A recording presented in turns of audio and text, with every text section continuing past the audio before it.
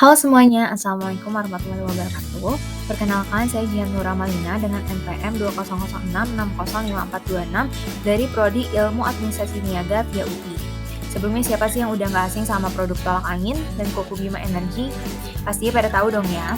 Nah, pada kesempatan kali ini saya akan menganalisis perusahaan PT Sido Muncul yang menjadi produsen dari kedua produk tersebut. Berikut merupakan outline untuk analisis PT Sido Muncul yang akan dimulai dari company profile.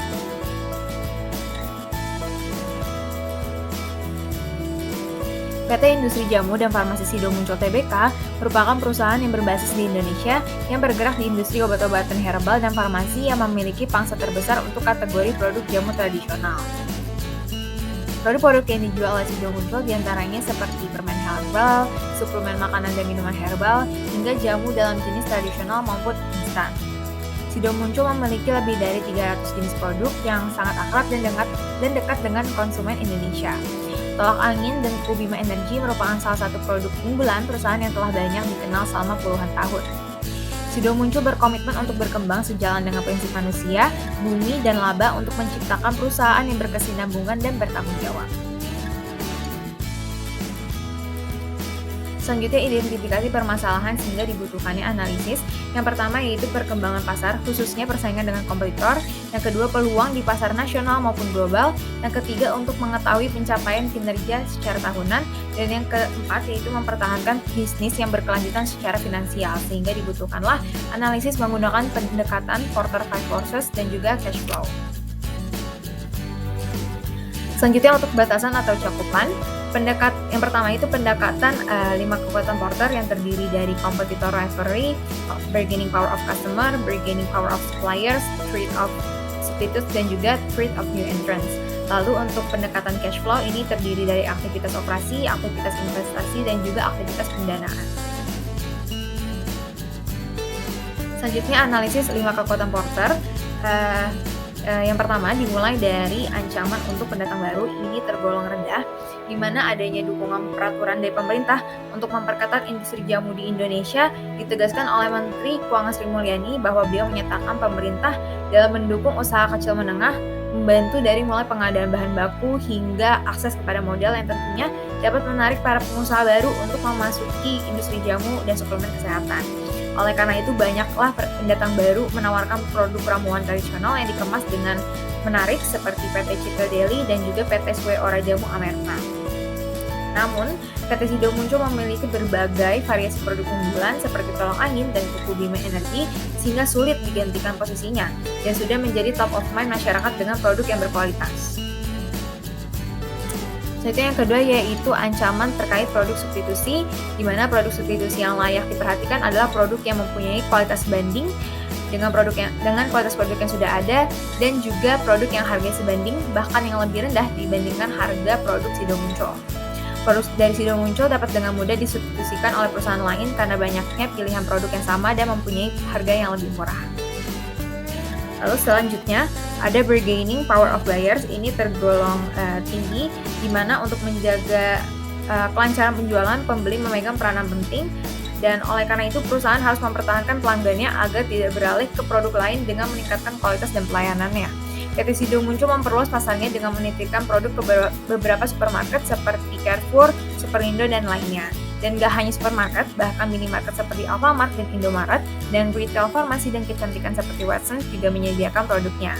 Hal ini bertujuan agar produk Sido Muncul mudah untuk diketahui dan ditemukan oleh para pembeli.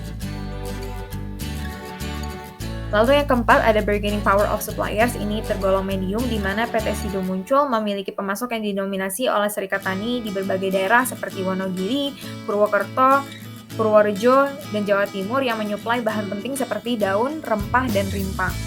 Dengan supplier serikat tani seperti ini, umumnya pelanggan mereka tidak hanya dari industri jamu saja, karena mereka menjual dalam skala yang sangat besar, sehingga supplier dapat memiliki kontrol dalam kegiatan tawar-menawar. Di sisi lain, perusahaan pun tidak bisa dengan mudah mengganti pemasok karena switching cost-nya yang tinggi.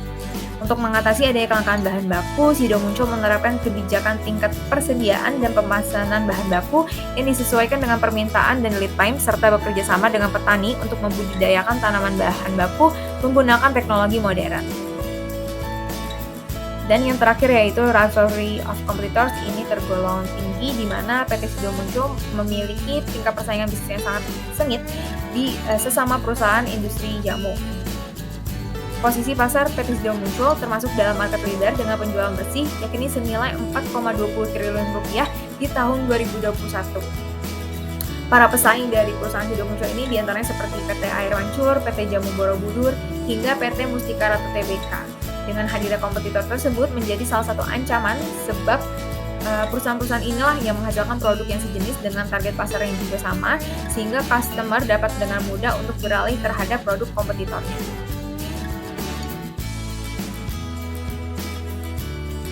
Selanjutnya untuk analisis dari arus kas, pertama dimulai dari aktivitas operasi, di mana ini berkaitan erat dengan kegiatan operasional perusahaan dan memiliki pengaruh yang besar terhadap laba bersih yang diterima oleh perusahaan. Dalam kasus PT Sido Muncul dapat dilihat bahwa kas bersih yang diperoleh dari aktivitas operasi di tahun 2021 lebih besar dibandingkan di tahun 2020 dengan jumlah 1,1 triliun dengan rincian. Yang pertama dimulai dari penerimaan kas dari pelanggan, ini sebesar 4,24 triliun, meningkat lebih besar dibandingkan di tahun 2020 sebesar 3,2 triliun rupiah. Lalu untuk pembayaran kepada supplier juga di tahun 2021 meningkat, yakni lebih besar sejumlah 1,6 triliun dibandingkan di tahun 2020 sebesar 1,1 triliun. Lalu untuk rincian lebih detail lagi, teman-teman bisa lihat di slide ini.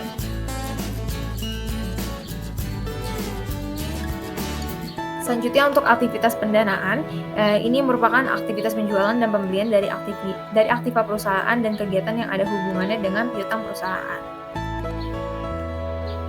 Dalam kasus PT Sido Muncul dapat dilihat bahwa kas bersih yang dikeluarkan untuk aktivitas investasi di tahun 2021 ini mengalami kenaikan, yakni 124 miliar rupiah dibandingkan di tahun 2020 sebesar 95 miliar rupiah. Ya, dengan rincian yang pertama itu perolehan aset tetap di tahun 2021 meningkat. Pengeluaran untuk perolehan aset tetap di tahun 2021 meningkat dengan jumlah 111 miliar dibandingkan di tahun 2020 sebesar 93 miliar. Lalu untuk pengeluaran untuk aset tidak lancar lainnya dimiliki PT Sido Muncul mengalami kenaikan juga, yakni di tahun 2021 dengan jumlah 2 miliar dibandingkan di tahun 2020 sebesar 1 miliar. Lalu untuk rincian lebih detailnya bisa dilihat di slide ini.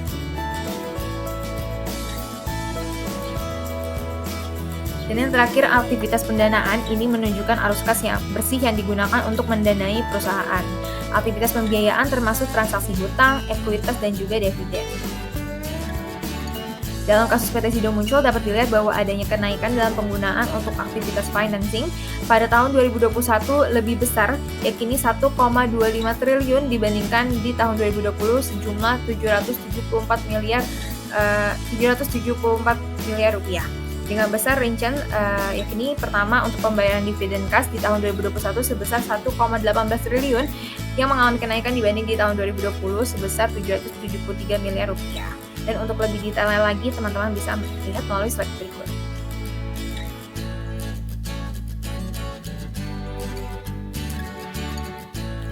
Selanjutnya, berikut merupakan para tokoh-tokoh penting yang terlibat dalam berjalannya perusahaan Sido Muncul dengan tingkatan tertinggi RUPS, lalu ada Dewan Komisaris yang mengawasi berjalannya perusahaan, lalu juga ada jajaran direksi yang mendukung manajemen dan operasional perusahaan, dan di jajaran direksi pertama dimulai dari Presiden Direktur yakni Bapak David Hidayat yang juga membawahi fungsi operasi, lalu ada Bapak Irwan Hidayat selaku Direktur yang juga membawahi 2 divisi yakni pemasaran serta komunikasi dan CSR.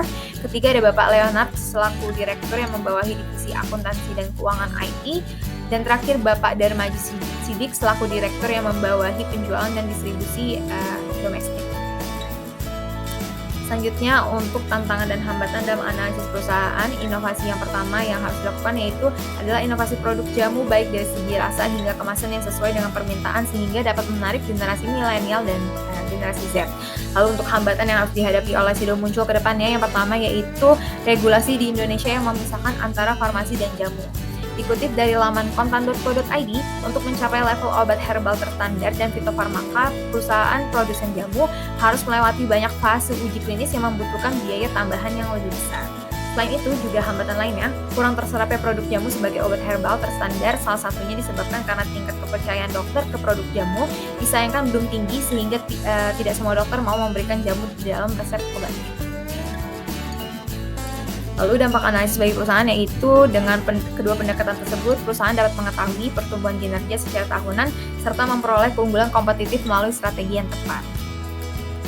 Dan yang terakhir kesimpulannya yaitu berdasarkan pendekatan Five Forces, di mana kita lihat dari ancaman pendatang baru cenderung kecil dan tidak berpengaruh besar bagi PT Sido Muncul yang sudah menjadi market leader. Lalu untuk ancaman substitusi ini, substitusi produk terbilang tinggi karena banyaknya pilihan produk yang sama dan harga yang lebih murah dibanding kompetitor lain. Lalu untuk bargaining power of buyers ini terbilang tinggi karena pembeli memegang peranan penting dalam pelancaran penjualan produk PT Sido Muncul. Lalu bargaining power of supplier terbilang sedang karena PT Sido Muncul bergantung terhadap banyak supplier dan serikat tani. Dan yang terakhir itu persaingan bisnis di sektor industri jamu yang sangat sengit sehingga tingkat rivalry of competitors-nya itu cenderung tinggi. Dan yang pendekatan yang kedua yaitu analisis dari arus kas, di mana PT Sido Muncul keseluruhannya mengalami kenaikan di tahun 2021 yang dapat dilihat dari arus kas aktivitas operasi yang lebih tinggi di tahun 2021 dibandingkan di tahun 2020. Juga dilihat dari arus kas investing juga yang kas bersih yang dikeluarkan lebih banyak di tahun 2021 dibandingkan di tahun 2020. Dan yang terakhir dilihat dari arus pendanaan, terdapat kenaikan untuk penggunaan aktivitas pendanaan perusahaan di tahun 2021 dibandingkan di tahun 2020.